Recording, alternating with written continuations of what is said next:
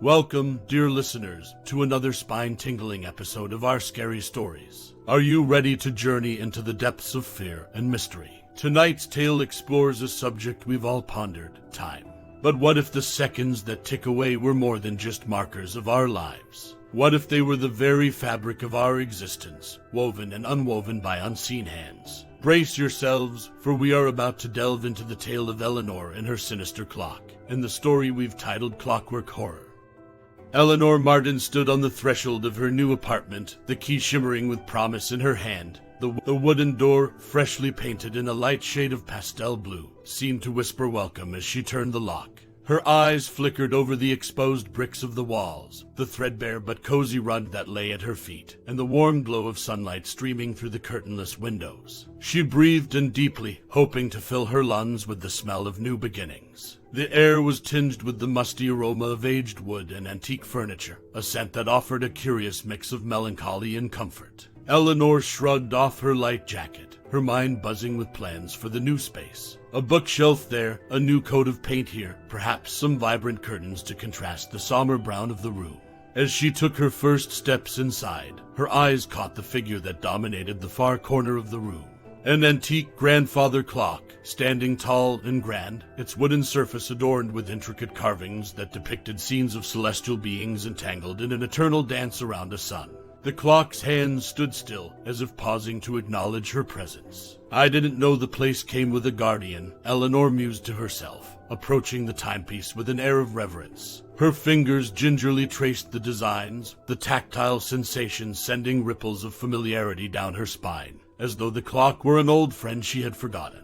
She felt the urge to wind it, to breathe life into its mechanical heart. Opening the glass casing with a well-oiled click, she found the winding key resting in a concealed drawer just below the pendulum. The moment she turned the key and set the clock's gears in motion, Eleanor felt a peculiar resonance with the machine. Its first tick echoed in the room like the soft thud of a heartbeat, a sound that seemed to reverberate within the walls of her own chest. Tick, thud, tick, thud. In a few moments, the ticking of the clock and the beating of her heart aligned in a hypnotic cadence. How curious, Eleanor whispered, feeling the synchronization deeply soothing, like a lullaby or a rhythmic chant. With each tick, her stress evaporated, replaced by an eerie tranquility. As the evening descended upon the city, Eleanor completed her move. Boxes found their places, furniture its corners. Yet, despite the clamor of her unpacking, the grandfather clock's ticking continued to ring prominently in her ears, like a stalwart sentinel marking the passage of time. Dinner was a quick affair. Her first meal in the new apartment was more for sustenance than pleasure. Finally, exhausted but satisfied, Eleanor sat down on her second-hand couch, sinking into its familiar softness. Her eyes caught the clock again. It stood there, an enigmatic guardian in her new world, its tick-tock now a sonic tapestry interwoven with the fabric of her thoughts. Feeling a wave of fatigue wash over her, Eleanor decided to retire for the night. The mattress felt a little harder than she remembered, but the sheets smelled like lavender and home. As she lay there, waiting for sleep to carry her away, she listened to the grandfather clock from the living room. Tick, thud, tick, thud. Her heartbeat felt like it was in perfect harmony with the ticking of the clock, a synchronized dance between the organic and the mechanical. It was a peculiar thought, but it filled her with an inexplicable sense of peace. As she drifted into sleep, Eleanor didn't notice the subtle dimming of the lights in her apartment, or the way the clock's ticking seemed to grow just a fraction of a decibel louder. And she certainly didn't hear the faintest sound, almost like a sigh, emanating from the dark corners of the room where the shadows gathered, as if bowing to the grandfather clock, its new source of time, its new master. And so, with the resonance of the synchronized heartbeat echoing between a woman and a clock, Eleanor's first night in her new sanctuary came to a close. The shadow of the grandfather clock stretched across the room, as if reaching for something, while the darkness deepened, and something unseen began to stir. Eleanor's second week in the new apartment was a flurry of activity, a tapestry of small errands and larger ambitions. The stark walls were gradually acquiring splashes of color as she hung paintings and framed photos. Her kitchen began to smell like a kitchen ought to, with hints of basil, garlic, and freshly brewed coffee pervading the air. However, despite the increasing hominess, Eleanor felt her thoughts incessantly drifting back to the grandfather clock. She tried to immerse herself in her new routine, sipping on her morning coffee while catching up on work emails. Yet, her eyes would routinely glance over her laptop screen and fixate on the clock's ornate face. The dance of its hands seemed more than a mere measure of hours and minutes. It felt like an unwinding narrative, a story she was living but didn't fully comprehend. Small, peculiar things started to draw her attention. On the first of these days, she noticed the kitchen lights flickering, hesitant, as if they were holding a secret. Eleanor chalked it up to old wiring, telling herself she'd call the electrician. But she never did. A few days later, she spotted shadows lingering a bit too long on her walls. They weren't menacing, but they felt misplaced, like phantoms out of a forgotten dream. They seemed to crawl reluctantly back into form when she turned to look at them directly. Then there were the sounds, soft, almost imperceptible, but decidedly there. She heard them at night when the world around her was still, a distant shuffle within the walls, a low murmur resembling whispered words. The first time she heard them, Eleanor sat up in her bed, her ears straining in the darkness. It's just the building settling, she told herself, the flicker of anxiety washed away by a familiar ticking echoing from the living room. Tick, thud, tick, thud. Her heartbeat and the clock continued their unsettling harmony. But where once this sound had been a comfort, now it seemed like a mockery of her rising disquiet. She felt more than just emotionally entangled with the clock. Her very vitality seemed to ebb and flow with its rhythm. Days felt longer, dragging on as though the seconds themselves were growing heavy. Eleanor noticed her hands trembling ever so slightly as she poured herself a cup of tea. Her reflection in the mirror looked worn, eyes ringed with a fatigue that sleep couldn't dispel. "You're just stressed," Eleanor admonished her reflection. "New place, new routines, it takes a toll." Still, she couldn't escape the sensation that she was becoming a lesser version of herself. Her thoughts seemed sluggish, her actions delayed, as if every movement was a second behind her intentions. It felt as if something was draining her, leaving her an empty shell. It was during one of these taxing evenings that her neighbor, Arthur, knocked on her door. Eleanor opened it to find an older man, perhaps in his late 60s, wearing a tweed jacket and a disarming smile. "Good evening, Eleanor," he greeted, extending a hand. "I thought it might be neighborly to introduce myself. I'm Arthur. I live in 2B. Eleanor took his hand, noting its surprising firmness. "Pleasure to meet you, Arthur. Would you like to come in for some tea?" Arthur stepped inside, his eyes glancing around the apartment before falling upon the grandfather clock. A shadow passed over his features, subtle but distinct. "What a fascinating clock," he finally said, tearing his gaze away and looking back at Eleanor. "You know, they don't make them like that anymore." "Ah, yes," Eleanor found herself saying. "It's become something of an obsession for me. Almost feels like it's a part of me." Arthur looked at her, his eyes narrowing ever so slightly. "Obsessions can be dangerous things, Eleanor, especially in old buildings like this one, filled with their own stories and energies." Eleanor chuckled nervously, trying to dispel the tension that had crept into the room. "Well, it's just a clock, isn't it? What harm could it possibly do?" Arthur seemed about to say something, but then he paused, letting out a sigh instead. "You're probably right. What do I know?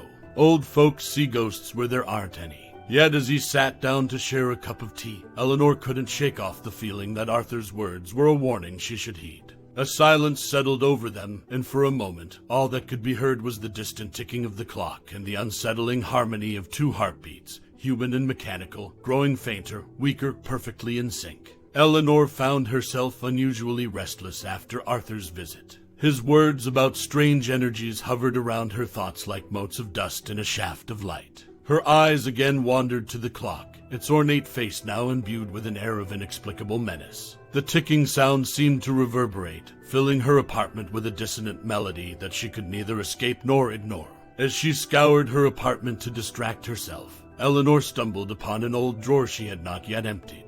The previous tenant had left it stuffed with what initially appeared to be random junk, old papers, tarnished coins, a rusty pocket knife. But as she sifted through its contents, her hand fell upon a crumpled piece of newspaper. It was an article dated over 2 decades ago, detailing the mysterious disappearance of a local craftsman known for his intricate clockwork designs. The man, named Horace Greenfield, had vanished without a trace, leaving behind a workshop full of unfinished projects. Strangely, Eleanor felt a pulse of dread as she read Greenfield's specialty, Grandfather Clocks. An uninvited thought slipped into her mind. Could her own clock be one of Greenfield's creations? The idea was ludicrous, of course. A relic like that could have had any number of owners, and yet she couldn't shake the eerie coincidence. Eleanor's glance darted toward the clock again, its stately hands now accusing in their continuous cycle. She thought of the mysterious shadows, the unsettling sounds, and the insidious drain on her energy. Could this clock, this beautifully ornate piece of machinery, be more than it appeared? She was pulled from her thoughts by her reflection in the hallway mirror. She stared at the woman looking back, expecting to see her usual youthful appearance. Instead, Eleanor noticed something disconcerting, a trace of wrinkles around her eyes and a subtle silver tint in her otherwise brown hair. She touched her face, as if expecting the wrinkles to smudge away like makeup. But they were real, carved by an unseen chisel that seemed to work in sync with every tick of the clock. Alarm clawed its way up Eleanor's spine. She was a woman in her 32nd, in the prime of her life. Aging was an abstract notion, a far-off worry. But here she was, looking at a reflection that seemed to have borrowed years from her future. A knock on her door jolted her from her dread-filled reverie. It was Arthur, holding a pot of geraniums, the red flowers a vivid contrast to his sober attire. "I thought you might like these," he said, handing her the pot. "They have a way of making a place feel like home." "Thank you, Arthur," Eleanor said, mustering a smile. "They're lovely." Arthur's eyes met hers, and Eleanor sensed that he was scrutinizing her, as if trying to discern something not readily visible. "Are you feeling all right, my dear? You look a bit fatigued." "I've been having some long days," she replied, a little too hastily. Arthur's gaze once again shifted to the grandfather clock behind her. "Time has a way of catching up with us, doesn't it?" His words settled into the room, leaving Eleanor with an unmistakable sense of foreboding. The old man nodded, as though confirming some private intuition, and took his leave. Closing the door behind him, Eleanor felt a weight descend upon her. Her eyes fell on the geraniums, so full of life and color, then shifted to the clock, its intricate hands spinning in perpetual, unwavering motion. Tick, thud, tick, thud. Her heart, once a steadfast drumbeat to her life's rhythm, now seemed to play a submissive second to the clock's haunting tick. And as its hands moved, each tick, each tock, each synchronized heartbeat, Eleanor couldn't shake the chilling notion that her time wasn't just being measured. It was being borrowed. The relentless ticking was now more than a mere background noise. It was a cadence Eleanor could no longer ignore. Its resonance seemed to pulse through her veins, insidiously siphoning off her vitality. When she looked in the mirror now, her skin appeared ashen, her eyes tinged with fatigue. The silver strands in her hair multiplied each day, mocking her progressively enfeebled state. Convinced that answers lay beyond the confines of her increasingly oppressive apartment, Eleanor sought out Mildred Hughes, a local historian known for her eccentric interest in folklore and the arcane. Walking into Mildred's tiny book-laden office was like stepping into a world frozen in time. Stacks of manuscripts towered high, antique curios filled wooden shelves, and faded photographs adorned the walls. It was a place that breathed history. "Ah, Eleanor, come in. I was just reading about haunted daguerreotypes." "Fascinating stuff," Mildred exclaimed, her wiry spectacles perched on the bridge of her nose. Eleanor took a seat across a desk cluttered with artifacts and papers, feeling as if each item had its own tale of dread or intrigue. She hesitated before speaking, her concern making her words tentative. "I have a peculiar issue. It's about an antique grandfather clock in my apartment." Mildred's eyes flickered with intrigue. Clocks. Ingenious but perplexing devices. Often used in folklore as symbols of human mortality, you know. With a sense of urgency, Eleanor recounted her bizarre experiences, her words dancing around her fear and confusion. Mildred listened intently, her face assuming an expression of deepening concern. "Ah yes, the legend of the clockmaker's curse. I've come across it in my readings. Cursed clocks are said to house entities that feed on the time of their owners." Entities. Eleanor's voice broke. "Yes, ethereal beings that grow stronger as they consume the time you have left on this earth. It sounds fantastical, but many cultures harbor similar myths. Time-stealing spirits, if you will." A chill swept over Eleanor. Is there any way to break the curse? To free oneself from such an entity? Mildred sighed, removing her spectacles and rubbing her eyes. Legends offer various remedies, but the most recurrent theme is to sever the bond between the clock and its victim. However, the methods are, shall we say, less than scientific. Returning to her apartment, Eleanor felt as though she was crossing the threshold into a lair of invisible menace. The clock greeted her with its continuous ticking, almost as if it were gloating in its triumph over her well-being. The wooden case seemed darker now, the hands moving with a malicious surety. Tick, thud, tick, thud. Her heart faltered, and for the first time, Eleanor could feel the dissonance. It was as though the clock were a leech, its ticks a continual suction drawing out her life's essence. Each moment that passed wasn't merely lost. It was stolen, consumed by whatever entity lurked within the mechanisms of the timepiece. Her eyes met her reflection, her skin pale and her visage aged, yet brimming with newfound resolve. As the grim implications settled in, Eleanor knew she was bound in a struggle not merely against time, but for time.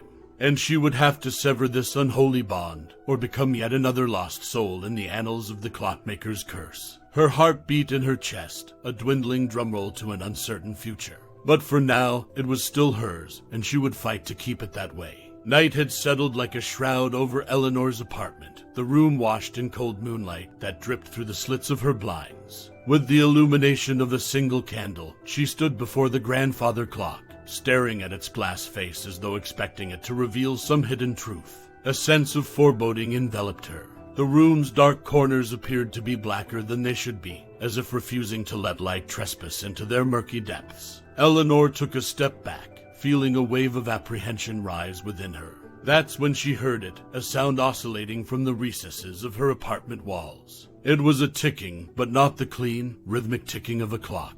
This was fused with something more menacing, a low, inhuman growl that seemed to reverberate through her very bones. Drawing upon a reservoir of courage she didn't know she had, Eleanor grasped her candle firmly and proceeded to follow the unsettling noise. Her footsteps seemed unnaturally loud in the silence, each creak of the wooden floor mingling with the eerie ticking and the unsettling growl. The contrast between the candlelight's golden halo and the encroaching darkness was stark, almost as if the two forces were in a struggle for dominion. She paused outside the bathroom door, a sliver of darkness edging its way beneath the frame. With a deep breath, Eleanor pushed the door open. Her eyes widened as she peered into the gloom, the shadows so dense they felt tangible, a murkiness that seemed to swallow the candle's glow as she extended it into the room. Tick, growl, tick, growl. The sound was more pronounced here, emanating from the direction of the shower curtain, its folded fabric appearing almost menacing. Eleanor's hand wavered, her finger inches from pulling back the curtain, when she was overtaken by an icy sensation, as though unseen eyes were watching her. The walls seemed to close in, the sound now so vivid she could almost feel the growl vibrating in the air around her. Suddenly, a voice pierced the oppressive atmosphere. "Eleanor, is everything all right?" It was Arthur, her neighbor, his voice tinged with concern as it came through the wall adjoining their apartments. Eleanor withdrew her hand, stepped back, and quickly exited the bathroom. With shaky hands, she placed the candle back on the dining table, its flame casting a feeble glow on the ticking monster encased in wood and glass. "Everything is fine, Arthur. Just a power outage," she lied, her voice hardly convincing to her own ears. "As you say, Eleanor. Just remember, strange energies never bode well," Arthur's muffled voice returned, tinged with an uneasy wisdom that Eleanor found unsettling. The clock continued its ceaseless tick-tock, its rhythm unchanged, but its meaning for Eleanor irrevocably altered. A dread realization gripped her. She was not alone in her apartment. The darkness was not just an absence of light, it was a presence, a growing malevolence born from stolen time, and it was making itself at home in her life. Morning light streamed through Eleanor's windows, but it brought her no sense of comfort or renewal. The same could not be said for the clock. Its wood looked lustrous in the daylight, its brass fixtures gleaming as if polished overnight. Perhaps they were, in some malevolent way, burnished by the stolen minutes, hours, and days. While the city around her sprung to life, Eleanor felt like a withered leaf, drained and ready to fall. But this was no time for despondency. She needed to confront the beast in her living room. With a newfound resolve, Eleanor took a closer look at the grandfather clock. She pored over its ornate engravings, its meticulous detailing, searching for some clue, some hint to this absurd nightmare. Then she saw it, an anomalous notch in the carvings, subtle and easily missed. It was an uneven groove among symmetrical designs, a blemish in the work of an otherwise perfect craftsman. Heart-pounding, Eleanor pushed the carving inward. To her astonishment, it yielded, revealing a hidden compartment. A folded piece of yellowed paper lay inside, begging to be read. Eleanor retrieved the letter and unfolded it, her hands trembling.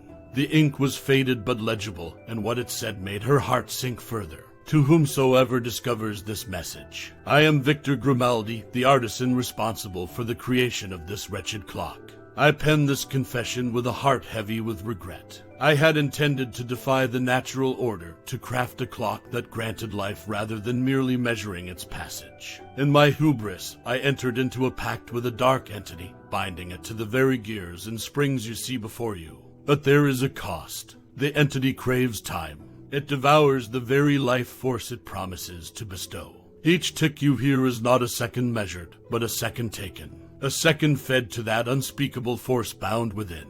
If you find yourself entrapped, know that the entity's strength waxes with each moment stolen. Delay is your enemy. Signed, Victor Grimaldi. Eleanor refolded the letter, her mind racing. A blend of disbelief, terror, and a gnawing sense of urgency combined to form a noxious cocktail of emotion. Then the clock chimed, loud and crisp, as if punctuating the dire warning she had just read. Each chime sounded like a mockery, a triumphant anthem to her spiraling despair. No longer could she dismiss her plight as mere superstition or an elaborate hoax. The threat was real, its presence sealed in wood and brass and tucked into a corner of her living room. Yet it was no mere corner, it was an altar to an entity growing stronger with every stolen heartbeat. She glanced at the letter again, Victor Grimaldi's cautionary words reverberating in her mind. Delay is your enemy. Eleanor knew she had no time to waste, quite literally. The clock on her wall and the pulsing in her veins told her the same thing. Every tick was a countdown, and she was running perilously close to midnight. Eleanor practically burst out of her apartment, the letter from Victor Grimaldi clutched in her hand like a dreadful talisman. She pounded on Arthur's door, each knock a mirror to the urgency swelling within her. The door opened to reveal Arthur, his eyes widened in alarm at Eleanor's ashen appearance. Good heavens, Eleanor, you look like you've seen a ghost. There's no time for pleasantries, Arthur, Eleanor gasped, her voice tinged with a desperation she couldn't mask. Did you know about the clock? Arthur's eyes flickered to the letter she held, then met her gaze with a defeated look. I had heard rumors, old wives' tales, but I never, he stopped, swallowing hard. I never thought they were real. Well, they are as real as the lines forming on my face and the weakness settling in my bones. Eleanor snapped. We have to do something, Arthur. Help me. Nodding gravely, Arthur gestured for her to follow him. They returned to Eleanor's apartment, their steps quick and purposeful. The clock stood there, a totem of her accelerated mortality, ticking away in the sunlight as if mocking them. Is there any way to reverse it? To get back the time it stole? Eleanor asked, her voice quivering with a blend of hope and trepidation. Arthur adjusted his glasses and took a long look at the monstrous timepiece. If this entity is bound by the clock's mechanics, then perhaps reversing those mechanics could weaken it, or even sever the bond. Eleanor's eyes widened. You mean to tamper with the clock's gears? Reverse its movement. Exactly, Arthur confirmed. It's a long shot, but it might just work. Eleanor moved swiftly, swinging the front panel of the clock open with a mix of reverence and revulsion. The inner workings lay exposed, gears, springs, and pendulums arranged in an intricate dance of timekeeping. Except, for her, they had become instruments of time-stealing. With Arthur instructing her on the subtleties of clock mechanics, Eleanor's hands navigated the maze of metal. She carefully disengaged a gear here, adjusted a lever there, her movements becoming increasingly shaky as her energy waned. Every adjustment felt like a battle, a small but crucial victory in a war against an invisible foe. Suddenly, the room darkened perceptibly, as if the walls were closing in. The corners seemed to drink in the light greedily. Eleanor heard a low, menacing growl from within the walls. The entity, she realized, was fighting back. Arthur noticed Eleanor's faltering strength. Hurry, Eleanor. You don't have much time. His words were a grim reminder. Her life was ebbing away with each tick, each talk. Drawing from a well of resolve she didn't know she had, Eleanor gripped the central gear and began to turn it counterclockwise, in direct defiance of its ordained movement. Her hands shook, her muscles screamed in protest, but she persisted. Tick-tock, tick-tock. Each sound seemed to slow, becoming more laborious, as if the clock itself was resisting her. Then, with a final heave, she fully reversed the gear. The ticking stopped abruptly, surrendering to a heavy, resounding silence. For a moment, everything stood still. Eleanor felt as if she were floating in an endless void, a space untethered from the constraints of time. And then, a burst of energy surged through her. The lines on her face seemed to fade, the weight of premature aging lifting off her like a shroud. She felt time rushing back into her, filling her with a vitality she thought she'd lost. As if conceding defeat, the dark corners of the room lightened, relinquishing their hunger for light. The menacing growl in the walls faded into nothingness, replaced by a sigh of an apartment returning to its benign, lifeless form. Eleanor stepped back, staggering slightly, and met Arthur's gaze. They both exhaled, sharing a glance of mutual relief, triumph, and a hard-won understanding of the fragility of time itself. But there was no time for celebration. Eleanor looked at the now silent clock, its hands frozen in place. She knew her fight was far from over, for even as she reclaimed her lost time, something in her whispered that the entity was not destroyed, merely weakened. And if time had taught her anything, it was that a weakened foe could still rise, given enough time.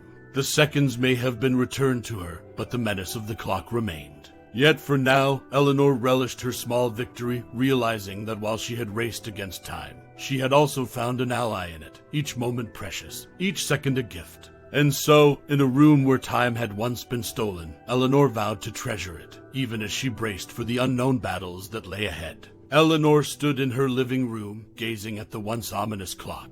Its silence was a brief comfort, a lull before the storm she knew was coming. Beside her, Arthur clutched an old book he'd fetched from his apartment, its pages yellowed with age and scribbled with esoteric symbols. "Are you sure about this?" he asked, his voice tinged with hesitancy. Eleanor tightened her grip on a small wrench. "As sure as I'll ever be." Taking a deep breath to steady her trembling hands, Eleanor opened the clock's front panel for what she hoped would be the last time. Her fingers danced over the gears and springs, adjusting them with a newfound urgency. Each movement was a ritualistic gesture as she began to reverse engineer the clock's mechanism to run backward. As she reached to adjust the final gear, the room plunged into an almost suffocating darkness, as though light itself had been swallowed. From this abyss emerged the entity. It was an almost fully materialized form, a writhing mass of shadows that twisted into a grotesque semblance of a human figure. Its eyes, two pinpricks of malevolent light, focused squarely on Eleanor. The entity let out a shriek, a sound so harrowing that it seemed to pierce the very fabric of reality. The walls shook, the floor trembled, and Eleanor felt a chilling wave of raw fear wash over her. But she held her ground, her fingers finding the final gear, her gaze meeting Arthur's. "Now, Eleanor," Arthur shouted, flipping open the old book and chanting words in a language Eleanor couldn't understand but felt deep within her bones. With a supreme effort that drained her last reserves of strength, Eleanor turned the gear. The clock's hands began to move counterclockwise, undoing their path, retracing their steps through the hours. The entity let out another shriek, louder and more agonized than before. Its form flickered, destabilized, and then began to unravel, as though being pulled apart by invisible strings. With a burst of ear-splitting sound that echoed like a cosmic gong, the entity got absorbed back into the clock, collapsing into itself in a spiraling vortex of shadows. And then the clock shattered. Glass and gears exploded outward in a cacophony of shrapnel, but before any piece could touch her, they froze in midair and disintegrated into dust. The fragments seemed to dissolve into wisps of shadow, which faded away as if vanishing from existence itself. In that moment, Eleanor felt a surge of warmth rush through her body. She touched her face, feeling the wrinkles smooth over, the gray hairs darkening to their original hue. But when she looked at Arthur, her eyes betrayed a sorrow that belied her rejuvenated form. The room lightened, shadows retreating into the mundane corners where they belonged. Yet Eleanor knew, with a chilling clarity, that she was forever haunted by the seconds she could never get back, moments stolen not just from her life, but from her very soul. She collapsed onto a chair, exhausted yet alive, saved yet scarred. Arthur closed his book and looked at her, his eyes reflecting a blend of relief and haunting wisdom. They both knew that some clocks could never be fully unwound, some moments could never be relived, and some horrors never truly banished. So, what will you do now? Arthur asked, breaking the heavy silence. Eleanor glanced at the empty space on her wall where the clock once hung. Its absence as unsettling as its presence had been. I'll move on 1 second at a time.